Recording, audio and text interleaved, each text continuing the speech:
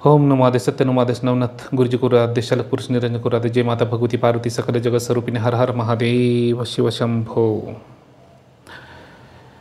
जेवढे पण देवीची सेवा करणारे साधक व साध्वी आहेत, तुम्हा सर्वांना हात जोडून एक विनंती आहे की ना, सत्य देवीची प्राप्ती करायला शिका आणि सत्य भगवंताची प्राप्ती करायला शिका। एक गोष्ट लक्षात ठेवा, काय ज्यांनी ज्यांनी ज्ञानमाळ वगैरे केलेले आहेत किंवा काय केलेले आहेत, आज त्या माता माऊलींची खूप बिकट परिस्थिती आहे। गुरु पुरातन काळापासून ऋषीमुनी झाले, सर्व झाले, मातागण पण असले, ठीक आहे। त्यांनी कधीच विद्याचा व्यवहार केलेला नाही, विद्याचा कधी व्यवहार केला नाही, काय नाही, ठीक आहे। मला काय म्हणायचे, तुम्ही भगत लोक आहेत, महाराज लोक आहेत ना, हां ठीक आहे, तुमच्या तंत्रबाधा असन, करणी कवटला असन किंवा काय असन ते फिरवायचं, किंवा कुठली ताकद वगैरे काढायचं वगैरे असन, किंवा वाईट कुठली शक्ती काढायची बाधा वगैरे असन, तुम्ही त्यांचं घ्या ना, कष्टाचे पैसे तुम्ही घ्या, पण दीक्षेच्या नावाखाली पैसे सत्यकर्म धर्माने चालणारा गुरु घेत नाही, ही गोष्ट लक्षात ठेवा। काय आणि ज्यांना खरी प्राप्ती आहे, देवींची खरी प्राप्ती आहे किंवा काय आहे, ती प्राप्ती वेगळीच आणि निराळी आहे, ही गोष्ट लक्षात ठेवा। आता तुम्हाला सांगतो की तुमचं मेन प्रॉब्लेम काय आहे। ज्यावेळेस तुम्ही तिथं जाताय तिथं येताय, तर तुम्ही त्यांच्या तिथं अंगात गेलं, तिथं घुमायला तुम्ही सुरू झाला, तुम्हाला असं वाटतं की अरे बापरे, मी एवढ्या देवाऱ्यात गेले, मला मी एवढं मार्गदर्शन मागवतं, हे करत होतं, काय नाही, कुणाच्याच देवाऱ्यात आलं नाही, ह्याच व्यक्तीच्या देवाऱ्यात कसं काय आलं? आओ आता लक्षात ठेवा की ठीक आहे, ह्या व्यक्तीच्या देवाऱ्यावरती आला आणि ह्या व्यक्तीच्या देवाऱ्यावरती आलं तर तुम्हाला असं वाटतं की हा व्यक्ती लय पॉवरफुल आहे। माता माऊलींनो, बाहेर हे चेडे बीर जे असतात, चेडे असू बीर असू, काय घडून ठेवलेले त्यांनी सिद्धिप्राप्ती करून ठेवलेले जे प्रेत असतात, शक्ती असतात, ते तुमच्या अंगात देतात टाकून, समजलं की नाही? बरं ठीक आहे, मी मानलं की ठीक आहे, तुम्ही समजताय ना, ते दिवी ठीक आहे, तुम्ही दिवी तुमच्या अंगात आलं, तिथं तुम्ही घुमाला, मग तुम्हाला काय दिसत का नाही? तुम्हाला ते काय दृष्टांत देत का नाही? हां, मग ज्यावेळेस लक्षात ठेवायचं की देवी आपल्याला स्वप्नरूपी किंवा दिसत नाही आहे किंवा बोलत नाही किंवा काय नाही, तर आपल्याला खरं देवी आहे की नाही आणि आपली देवी कोण प्राप्त करून देऊ शकतो, गुरु असला पाहिजे किंवा काय नाही, गुरु कसा असला पाहिजे कसं नाही, हे तुम्हाला कळलं पाहिजे। मला एक तुम्ही सांगा, ठीक आहे, मानलं ठीक आहे, देवी तुमच्या अंगात येते, आली देवी अंगात, मग मला सांगायचं की तिथं गाणं बिणं वाजलं आणि देवी तुमच्या अंगात आली आणि तुम्ही घुमायला लागलात, घुमायला लागलं आणि ती देवी प्रकट झाली। बरं ठीक आहे बाबा, देवी प्रकट झाली तर तुम्हाला त्या दुःखात का काढत नाही, तुमच्या अडचणी का सोडवत नाही? मग त्यावेळेस तुम्ही तिथं असं बोलत बसता, किंवा कोण दीडशाना येतो लगेच मध्ये बोलतो, बोला आई, बोला देवी, काय करायचं आहे तुमचं आणि काय केलं पाहिजे तुम्ही? मग ह्या घराला, ह्या झाडाला सुख समाधान देणार का? तिचं घर भरभराटीत करणार का? मग काय तुम्हाला द्यायचे सांगा? आणि मग ती म्हणते देवी, काय माहिती का, माझं तुला हे द्यावं लागन, माझं तुला ते द्यावं लागन, माझं फलन केव्हा, अरे ती देवी आहे, ती जगतजननी आहे, तुला कशाला मागत बसन? असं केला हात की झालं प्रकट, ती साक्षात देवी, ती जगत जननी, जगत माता, ती साक्षात स्वयंभू, ती हे तुष्य मनुष्याला येऊन मागन का? तू मला जेवण नाही दिलं, तू मला हे नाही दिलं, तू मला ते खायला नाही दिलं, आमका टिमका फलन बिस्ताना, बरं ठीक आहे बाबा, असं मी पण समजतो तुमच्या बुद्धीसारखं की ठीक आहे बाबा, आली ती देवी, तिला कोणी खायला, मग तिला देवीला कोणी खायला नाही दिलं म्हणून तुझ्या घरी आले का खायला मागायला, माझं हे दे खायला, माझं ते दे खायला? साधक आणि भक्त जो असतो, म्हणजे देव आणि भक्तामध्ये अंतर काय असतो लक्षात ठेवा। काय अंतर काय असतो हे गोष्ट लक्षात ठेवा, की ज्यावेळी साधकच्या भक्तीने साक्षात देवी असू ज्यावेळेस ती प्रकट होती, तर ती साक्षात ती दिवी जगतजननी त्या साधकाचं, ते सेवकचं उद्धार करत असते, त्याला सर्व गोष्टींनी भरभराटीत देत असते. हां, तिच्या 7 पिढीचं काय, तिच्या जेवढे पण पिढीचं असेल तेवढं दुःख निवारण करून तिला धनधान्याने भरभराटीत करते. काय समजतंय का तुम्हाला? तुम्ही डोळे उघडा, जरा उघड्या नेत्रांनी बघा, काल्पनिक दृष्टीत नका जगू. ठीक आहे, तुमची स्वतःची माता माऊलींनो, बहिणींनो आणि लेकींनो, तुमची स्वतःची इच्छा अशी असली पाहिजे की गुरु महाराज तुम्ही सांगताय ना माता आहे, ठीक आहे, तर त्या माताला मला कशा पद्धतीने मी प्रकट केलं पाहिजे सांगा. त्या माताला घनरूपातच मला प्राप्त करायचे, मला बघायचेच तिला. समजलं की नाही? ही तुमची दानत असली पाहिजे. आता अजून एक तुम्हाला सांगतो, जितक्या लोकांनी ज्ञानमाळी केलेल्या आहेत, जेवढे ते यूट्यूब चॅनलवरती कधी कधी बघताना ते येतच असतात, इंस्टाग्रामला पण ते येतच असतात, सगळ्या देवी एकसारखेच बरं नाचतात. हां, मुलांच्या अंगात आलं एकसारखं नाचतंय, बायांच्या पण अंगात आलं एकसारखं नाचतंय, जोगतींच्या पण अंगात आलं एकसारखं नाचतंय. हां, मग तुमचे डोळे तर उघडा ना. तुम्ही गाणं लावल्यानंतरून ती देवी फक्त तिथं नाचायला येते का? धनधन धनधन धनधन धनधन धनधन. हां, थोडीशी बुद्धी अक्कल आहे की नाही? साक्षात देवी म्हणून जर तुम्हाला पूजायची असेल, खरी जर प्राप्ती करायची असेल, तर स्वतःचा जीव आत्मा जाणं मातांनो. तुम्ही कोण आहेत? तुमचा जन्म का झाला? कशामुळे झाला? का नाही? ज्या आई वडिलांनी आपल्याला जन्माला घातलंय तिला तुम्ही देवी माना.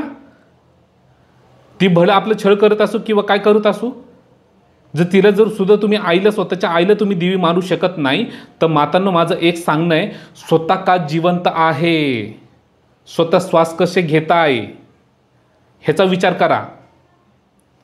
स्वतः श्वास कसं घेता ह्याचा विचार करा.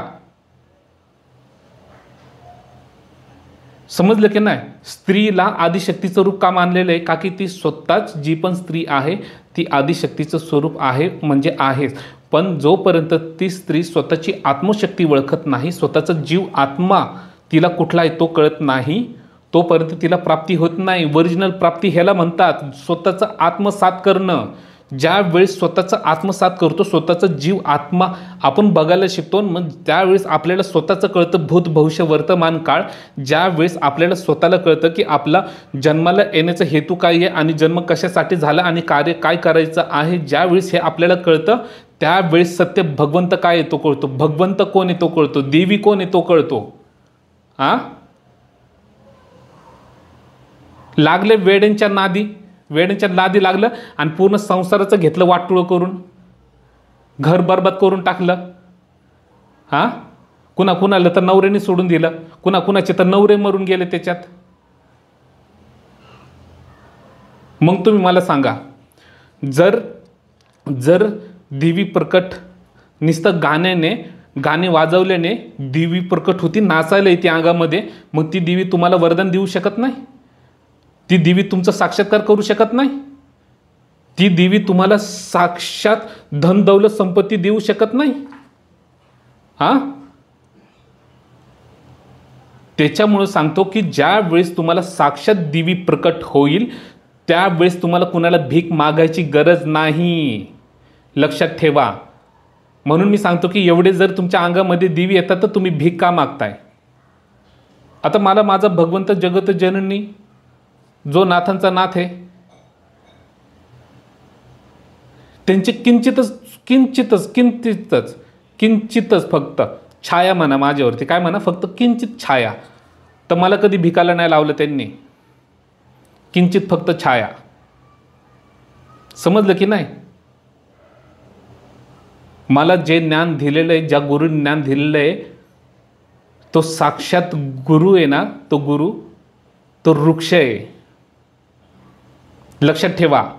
मला प्रॅक्टिकली बघायची सवय, प्रॅक्टिकली. तुमच्यासारखं काल्पनिक गोष्टीत जगत नाही मी. पार संसाराचं वाटोळं झालं, लेकरांचं वाटोळं झालं. हां, सगळ्या कुटुंबामध्ये निंदनदायक गोष्टी झाल्या, वाईट वळणाला लागल्या, बरबाद होऊन गेले. मग मला तुम्ही सांगा की जर ज्ञानमाळ केल्यानंतरून जर एखादं कुटुंब जर बरबाद होत असेल, किंवा एखादं घर उद्ध्वस्त होत असेल, मग देवी उद्ध्वस्त करण्यासाठी येत असती का? लोक अनेको प्रकारचे वेगळे वेगळे तंत्रक्रिया करत असतात. पहिलं तर तुम्हाला त्या तंत्रक्रियेतनं काढणारा भक्कम गुरु तर असणं गरजेचं आहे. देवी इथे अंगात सगळ्या गोष्टी होत आहे, मला चावते, श्वास घेता येत नाही, डोकं लय जड झालंय, चालता येत नाही, शरीरामध्ये टोचल्यासारखं होतं, पाय टोचल्यासारखं होतंय, गरगर फिरल्यासारखं होतंय, छातीत दाबल्यासारखं होतंय, हां अचानक कुणी नर धरल्यासारखं होतंय, कुणाला तर डायरेक्ट मारलेलं सारखं होतं, डायरेक्ट धरून मारते कुणाला, वळ उठलेले असतात अंगावरती. एवढे खतरनाक तंत्रक्रिया करतात की कोणी माता माऊलींना रक्ताचा सर्वाहित सुरू करून देतात, पगार बोलतात त्याला. खेड्यापाड्यात लोक त्याला पगार बोलतात. रक्तवाहिनी चालू करून देणं, अंगावरती जाणं, पोटात असलेलं मूल सारखं मरणं, घरातले अपघाती मरणं, एकेका वर्षामध्ये एक 6 महिन्यामध्ये 3 मैती 4 मैती. कुणी अचानक हातानेच फाशी लावून घेते, कुणी स्वतः पेटून घेते, कुणाला गाडी निवडवते आमुषा पौर्णिमाला. हे सगळे तंत्रक्रियेचे खतरनाक लक्षणे असतात, जी शैतान तोडगे करणारे जी लोक असतात त्यांचे. जशी मला प्राप्ती झालेली आहे, एवढ्या 20 वर्षामध्ये जशी प्राप्ती झाली तशी लोकांचं पीडा काढून दमलेलं आहे, पण लोकांची पीडा काय आजपर्यंत संपलेल्या नाही कधी. त्याच्यामुळं माता माऊलींनो, तुम्ही तुमचे डोळे उघडा. जे पण नाथ आहेत आज, नाथ ज्यांची सेवा करतात ते लोक, नाथांची सेवा करतात ते आज, अरे साक्षात त्या नाथांना ती माता जगदंबा सर्व देवींनी वरदान दिलेले, त्यांनी साक्षात सर्व विद्या प्रदान केलेली त्यांना, अख्ख्या नाथांना. मग नाथांना विद्या ती साक्षात जगतजननी माता ती देऊ शकते. समजा ती काळेश्वरी असो किंवा काळूबाई असो किंवा 18 भुजा असो किंवा अंबाबाई असो किंवा येडेश्वरी असो किंवा वज्रेश्वरी असो, किंवा कालकाय असो. अरे अनेको देवी आहेत, असे किती देवींचे नाव घेऊ, 33 कोटी देवी देवतांचे नाव घेऊ का आता मी तुमचे डोळे उघडण्यासाठी?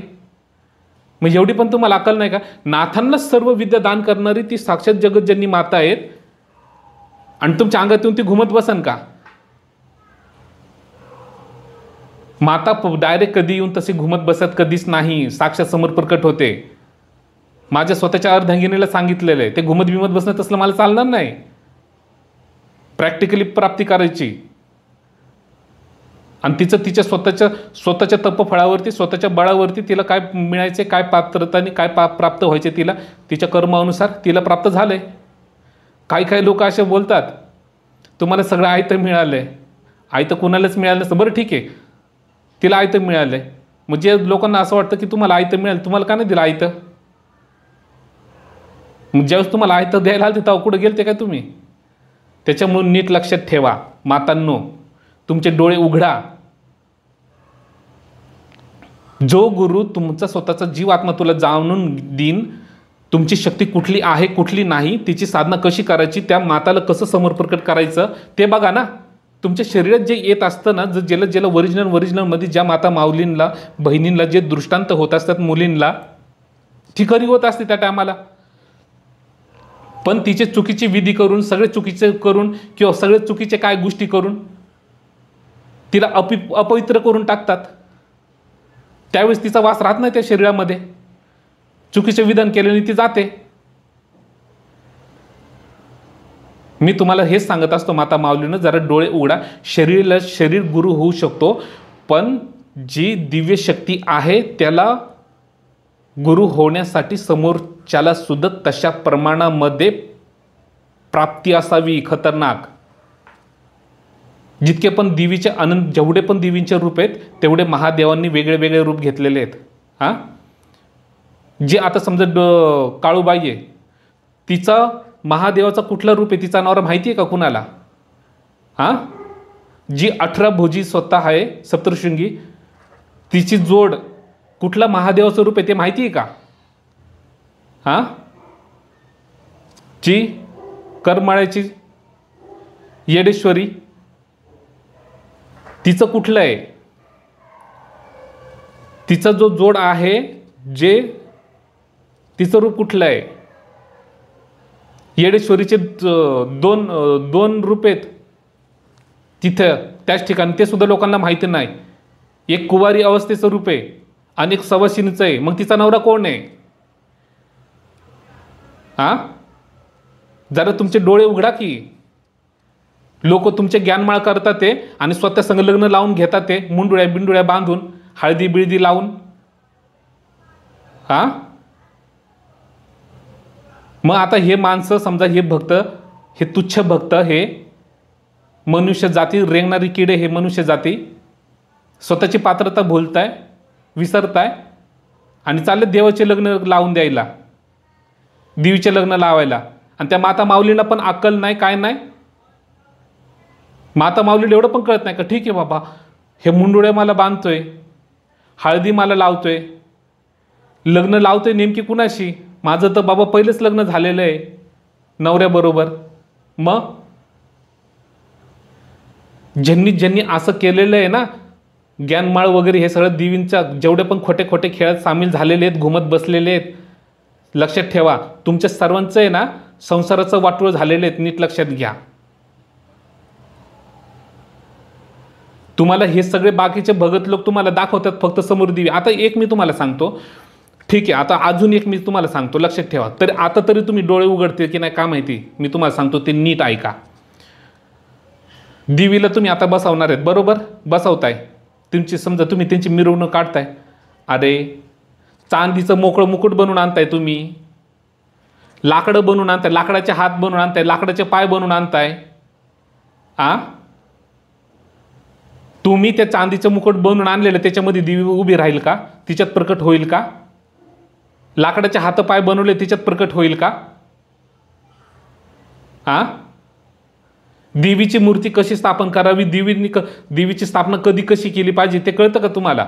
जोपर्यंत ती देवी साक्षात स्वतःला प्रकट होत नाही, त्या साध्वीला जी पण सेवा करणार असते माता माऊली, तिला जोपर्यंत प्रकट होत नाही समोर घन रूपात, तिच्या अंगात बिंगात न घुमता, आणि ज्यावेळेस ती माता माऊली सांगते भूत भविष्य सर्व, तिच्या घरातलं काय चाललंय काय नाही सर्व गोष्टी सांगते, कुणाचं काय काय नाही ते सांगते ते सर्व.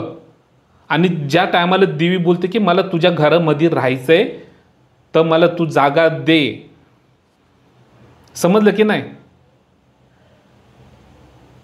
त्याच्यासाठी सुद्धा साक्षात ती देवी जगतजनी सर्वच काय करून देत असते.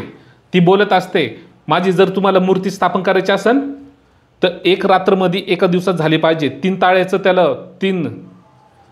3 ताळ्याचं 7 ताळ्याचं 3 ताळ्याचं 5 ताळ्याचं कळस असला पाहिजे, एका रात्रीत झालं पाहिजे मंदिर, समजलं की नाही? कोंबडा आवरवायच्या आत झालं पाहिजे, असे त्यांच्या अटी असतात. सगळा खेळ सत्यानाश करून टाकलाय. एका ठिकाणी त्या ब्राह्मणांनी सत्यानाश करून टाकलेले, त्या शक्तिपीठावरती बसलेले आहेत ते ब्राह्मण, एका ठिकाणी शक्तिपीठावरती बसले, प्रत्येक ठिकाणी शक्तिपीठावर बसलेले आहेत. देवांचे बाप होऊन देवांचा बाजार लावलाय. असा बाजार खेळ लावलाय की देवांचा. तुम्हाला जर साक्षात तुम्हाला जर डायरेक्ट देवीचं दर्शन घ्यायचं असेल तुम्हाला तर 500 रुपये, 1000 रुपये, 2000 रुपये, 5000 रुपये तुम्हाला पास. मग डायरेक्ट तुम्हाला तिथं दर्शन आणि डायरेक्ट तुम्हाला सर्व तिथंच पूजा बिजा सर्व. अरे तुम्ही तिथं 1 कोटी घाला, तिथं तुम्हाला काय तिथं का देवी प्रकट होणार आहे का तुमच्यासाठी? नालायकांनो, अकलीचा भाग नाही काय नाही. आणि हे ब्राह्मण हे तर स्वतःला देवता समजून घेतलेले आहेत. जर ठीक आहे बाबा, हे तुम्हाला मी सांगतो, तुम्ही ब्राह्मण देवतात मानलं बाबा, ह्या भूतळावरती तूच ब्राह्मण तूच देवता, ठीक आहे, तुला कशाला दक्षिणेची आस लागली पाहिजे तिथं तुला? अरे लांबून लांबून लोक भक्तिभावाने तिथं दर्शन पाया पडण्यासाठी येतात भक्तीने. तिथं सिक्युरिटी गार्ड असे ठेवलेले असतात की आया बहिणीला धक्के मारून बाहेर काढतो. तुमच्या का बापाची जागीर आहे का ती? धक्के मारून बाहेर काढतात, तिथं नीट दर्शन पण करू देत नाही का? तुम्ही विकत घेऊन ठेवलेला आहे तो? त्याच्यामुळं तुम्ही साधकांनो तुम्हाला एक सांगतो, जर तुम्हाला साक्षात भगवंत देवीला प्रकट करायचा असेल, कुठं पण जायची गरज नाही, फक्त बुद्धीचा वापर करा. तुम्ही फक्त स्वतः हे शोधा, तुमचा स्वतःचा जीवात्मा, तुम्ही का जिवंत आहे, कोण आहे बाबा? मग कोण आहे तर कसं ओळखायचं हे सांगतो, जरा नीट ऐका. कोण आहे तर कसं ओळखायचं? तर कोण येतं असं ओळखायचं की बाबा ज्या वेळेस मी आईच्या पोटात होतो त्यावेळेस तर न अन्न खाता मी पोटाच्या आत श्वास घेऊ शकत होतो आणि तेवढंच आईचं उदर जे पोट होतं तेच आपल्यासाठी मोठी सृष्टी होती. आपण श्वास घेऊ शकत होतो का की अन्न प्रणालीची नळी जी होती ती नाभीला होती. समजताय की नाही? मग आतमध्ये श्वास कसं घेत होतो तो बाळ? मग विचार करा की तुम्ही आईच्या पोटात तिथं श्वास घेऊ शकत नव्हते, त्यासाठी तुमच्यासाठी ते पोटच मोठी सृष्टी होती. आणि ज्यावेळेस तुम्ही आईच्या वटीतनं ज्यावेळेस बाहेर येता त्यावेळेस तो जीव आत्मा जो असतो ना, दिव्य आत्मा, ही मोठी सृष्टी बघतो आणि त्याला तुम्ही आता ज्या नजरेने हे बघता ना दुनिया सृष्टी, हे नरक लोक आहे, नरक लोक.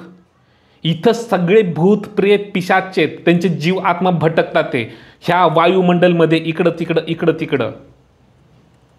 हा मनुष्य देह 84 लक्ष योनीमधून येणारा सर्वात श्रेष्ठ देह आहे. ह्या देहाचा उद्देश एकच आहे की तुम्ही स्वतःचा जीव आत्मा जाणून घ्या आणि तुम्ही साक्षात स्वतःची शक्तीची प्राप्ती करा आणि तुम्ही तुमच्या लोकी निघून जा. आता किती उदाहरण देऊ तुम्हाला. स्वामी समर्थ मनुष्य देह कसं काय प्राप्ती, तुकाराम महाराज मनुष्य देह, त्यांनी स्वतःचा जीव आत्मा जाणला, स्वतःचा जीव आत्मा जाणला आणि फक्त पांडुरंगाची भक्ती केली. साक्षात वैकुंठातनं त्यांना आले पुष्प विमान घ्यायला. संत जनाबाई, तिला कशी काय प्राप्ती, विठ्ठलाची वारकरी संप्रदायाने कशी प्राप्ती? लोकांना भटकवलेलं आहे. समजलं की नाही? हे ब्राह्मणांनी हे वेद मध्ये घालून भटकवलेलं आहे. पहिले तर जातींमध्ये तुकडे करून टाकले, जात भेद सगळीकडून टाकली, तुकडे करून टाकले आणि त्यांनी त्यांचा धंदा व्यवसाय करून ठेवला चालू. मला तुम्ही एक सांगा, सगळे तुम्ही काय मूर्ख लोक आहेत बरं. मला एवढ्या गोष्टी सांगायचे तुम्हाला. काय ऐकून घ्या. तुम्ही ज्या वेळेस आहे ना, ज्या वेळेस तुम्ही ही जी प्राप्ती करताय किंवा तुम्ही ते ढोंग करत बसताय की आली माझ्या अंगात, आली माझ्या अंगात,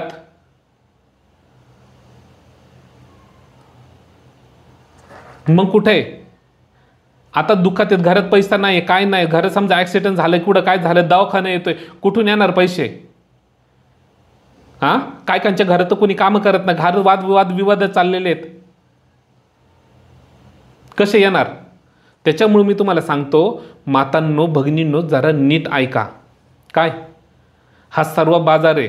तुम्हाला जर साक्षात भगवंताची प्राप्ती करायची असेल तर पहिलं तुम्ही स्वतः हे ओळखा की तुमचा स्वतःचा जीव आत्मा कुठला आहे. ज्यावेळेस तुम्ही तुमचा स्वतःचा जीव आत्मा ओळखला तर तुम्हाला खरं कळेल की परमेश्वर कुठला आहे. कोण कधीच कुठल्या हा परमेश्वर शिखांचा आहे, तो ख्रिश्चनचा आहे, तो मुस्लिमचा आहे, तो जैनचा आहे. काय मराठ्यांचे दैवत वेगळे आहेत, वंजारांचे दैवत वेगळे आहेत. हे सगळे जातींमध्ये का तर वेगळे दिवे आलेत का? जात एक वाटूनच ठेवलेली आहे. मी जात भेद असलं मानत नाही. मी फक्त मनुष्य जाती, ह्या भूलोकमध्ये फक्त मनुष्य जाती आहे, पशु प्राणी आहेत, हेच सत्य आहे. काल्पनिक गोष्टीत जगू नका. आणि राहिला प्रश्न अजून एक मला तुम्हाला सांगायचं आहे की तुम्ही काय करता माहिती आहे का? ज्या टायमाला तिथं हे सगळ्या गोष्टी तुम्ही करून घेताय, बघताय, मग का प्राप्ती का झाली नाही? नाही, माझं टाकलं कोणीतरी बांधून, माझं देखावलं नाही गुरुला, गुरुने बांधून टाकलं किंवा मला मार्ग मिळणार. अरे ज्यावेळेस तुझ्या अंगात येत होती, तू घुमत होती, लय आरोळी ठोकत होती, मग तुला तुझ्या देवीने सांगितलं नाही का तुला गुरु कोण होऊ शकतं? गुरु होण्याची पात्रता कुणामध्ये?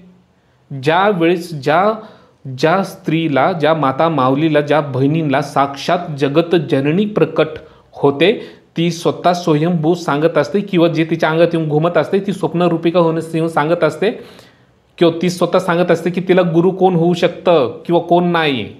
गुरु होण्याची पात्रता कुणामध्ये किंवा कुणामध्ये नाही, ती दाखवत असते साक्षात रूप. काय आणि जे पण ज्यांच्या पण ह्या महाराष्ट्रामध्ये ज्यांच्या अंगामध्ये दिवे आलेले आहेत, काय हे सर्व एकसारखंच घुमतात. ते एकसारखं म्हणजे एकसारखंच घुमतात ते सर्व. अहो तुम्ही एखाद्या आपल्या महाराष्ट्रातले जेवढे पण पोरं असतील किंवा त्यांना तुम्ही डान्स करायला तर कुणीच एकसारखं करणार नाही. मग हा काय खेळ आहे?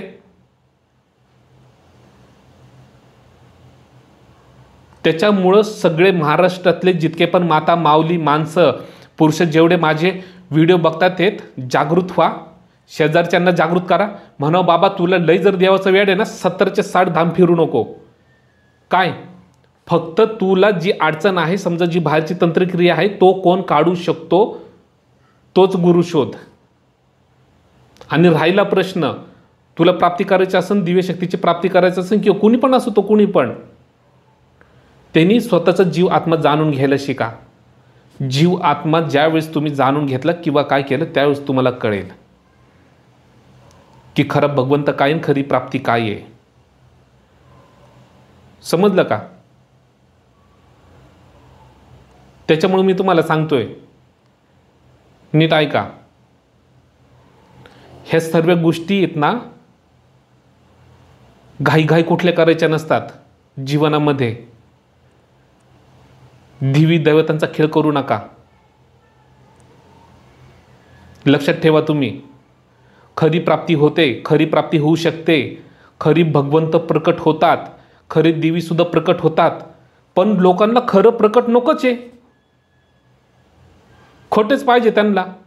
ज्या ज्या लोकांनी तुम्हाला सांगतो त्या मुकुट बिकुट लाकडाचं ते देवीचा हात पाय ज्या लोकांनी बनवून ठेवलेले तिथं घडून ठेवलेत किंवा काय केले ना, त्यांच्या पुढे तुम्हाला 2-3 गोटे दिसले, 2-3 गोटे तुम्हाला दिसले की समजायचं ही देवीची काय साधना करत नाही किंवा काय नाही. गोटे दिसले की समजलं की नाही, गोटे बिटे दिसले की समजायचं हे काय देवीची साधना वगैरे करत नाही, काय नाही. हे चेडे बिडे कुठून तरी प्रेत काहीतरी आणलेले असतात त्यांनी, ते साधून शनिवारच्या दिवशी साधून बिधून आणलेले असतात, साधना बिधना करून कुठून त्यांनी, आणि तेच तुमच्या दुसऱ्यांच्या अंगामध्ये घुमायला लावते. तेच बाकीचे करायचं, करणी तोडगाव वगैरे कवटाल बिवटाल. पण ह्या लोकांची ज्यावेळेस भोगायला लावणारा गुरु भक्कम भेटतो ना समोरून, यांनी एखाद्या वेळेस समजा तंत्रक्रिया केली आणि त्यांची तंत्रक्रिया काटन जर एखाद्या सत्य कर्म धर्माने चालणाऱ्या गुरुकडे गेली की तिथं त्याच्या शिक्षा कसे भोगाव्या लागतात आणि ती कशी तंत्रक्रिया उलटी फिरती आणि कसं ठोक्यात काळीच फुटतं ते कळतं त्या टायमाला. तोपर्यंत कळत नाही. काय त्याच्यामुळं जे पण माझे व्हिडिओ बघतात ते माझं त्यांना सांगणं आहे की जनजागृतीचं कार्य करा. भगवंत जे सत्य आहेत किंवा काय आहेत त्याचं व्यवस्थित त्यांना मार्गदर्शन करण्याचा प्रयत्न करा. आणि तुम्ही पण व्यवस्थितचपणे खरी भक्ती कशी करावी किंवा काय करावी. खरी भक्ती करण्यासाठी तुम्हाला एक सांगतो मी सत्य, कुठलीच वस्तूची गरज नाही. भक्ती वेगळी आहे, साधना वेगळी आहे, प्राप्त करण्याची साधना वेगळी, तंत्रक्रिया वेगळी आहे. हे तिन्ही वेगळे आहेत. भक्ती करण्यासाठी तुम्हाला फक्त अंतःकरणातनं विचारद्वारे तुम्हाला नामस्मरण करायचे. तुम्ही त्याला मानसपूजा पण बोलू शकता. ह्याद्वारे तुम्ही पूजा नामस्मरण करत राहिलात, उठता बसता तुम्ही तुमचं कुठलं पण काम करा. तुम्ही घाणीत पडलेला असू द्या, तुम्ही गटरीत पडलेला असू द्या, कुठं लोळत असू द्या घाणीत, समजलेत की नाही, तरी तुम्हाला तिथं प्राप्ती होणार. हे लक्षात ठेवा. फक्त स्वतःचं मन शुद्ध, अंतःकरण शुद्ध असलं पाहिजे. आणि अजून एक ह्याच्यामध्ये तुम्ही हे गोष्ट ध्यानात ठेवायचे, काय, स्वतःचं अनुभव, स्वतः जो बघन ते सत्य, स्वतःचा जो अनुभव तो उत्तम अनुभव. तो म्हणेन की तू असं केल्यानंतर तुझं असं होईल, तसं केल्यानंतर तुझं तसं होईल. नाही, प्रॅक्टिकली अनुभव महत्त्वाचा आहे. समजलं की नाही. आणि जीवनात सर्वांनी प्रॅक्टिकली अनुभव, प्रॅक्टिकली ज्ञानच महत्त्वाचे येतं. तुम्ही काय पुस्तकातमध्ये वाचलेलं ते उपयोगीला पडत नाही.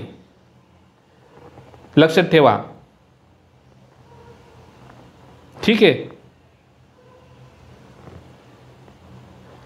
आणि अजून एक मला तुम्हाला सांगायचं आहे, ज्या पण माता माऊली, काय गुरु ज्यावेळेस तुम्ही करता किंवा बघता तर गुरु कसा ओळखायचा हे तुम्हाला सांगतो. ज्या वेळेस गुरु